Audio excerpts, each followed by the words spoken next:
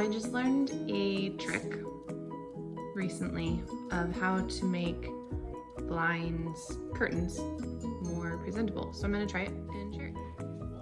Okay, so first step, I just counted there are 3 sections where the rod is behind the curtain. So I need 3 of each of the next item. So my rod is narrow, so I'm going to use this narrow cone from a long tin foil wrap, but you can use toilet paper rolls or paper towel rolls.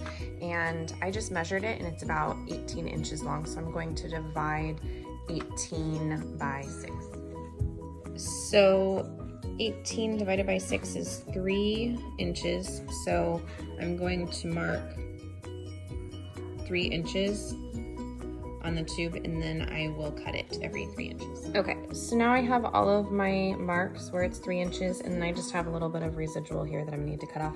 And I'm not gonna show you me cutting because it's probably gonna be quite comical.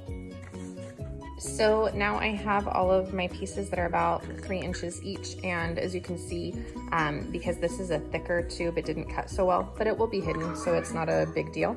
If you want something that looks a little bit more clean when you cut it, then go with the paper towel roll. So my next step is decluttering, and currently I just feel like there's a lot of stuff happening. So I'm gonna take down the photos around the blinds.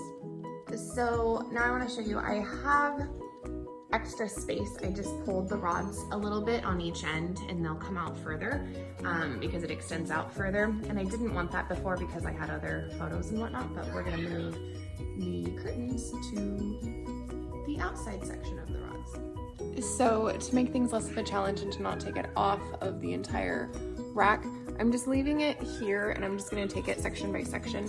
But what I'm gonna do is I'm going to slide each of them on here in between behind each of these. So I'll show you in just a minute. Okay, so I just wanna show you the first one is on here, and it's actually, I can understand now why you would want a bigger one because look, it's smaller than my books, but I'm just going to continue to show you. And I'm also going to play a trick. So here's my hook.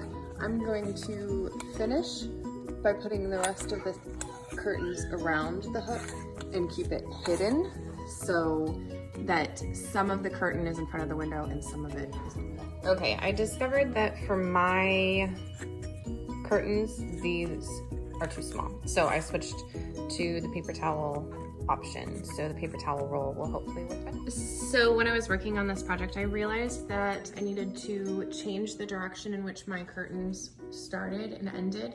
So now there are 4 divisions, but as you can see, when they have the rolls behind them, they are evenly spaced, and mine have to relearn how to drape, but it gives kind of a cool look to it. And if you are doing this, don't forget to put your hardware back on so that everything stays in place. So I have to put my screws back on, but I'll have to do it behind the curtains because I separated the curtains around the attachment point. Okay, so now as you can see, they have life in them on both sides. So it kind of gives a regal appearance, I suppose. I don't know if regal is the right word for my curtains, but there you go. That's a little trick for you. Obviously it wouldn't work if you were opening and closing the blinds regularly, but we do not. Ours are for decoration, and hopefully the draping will fix over time.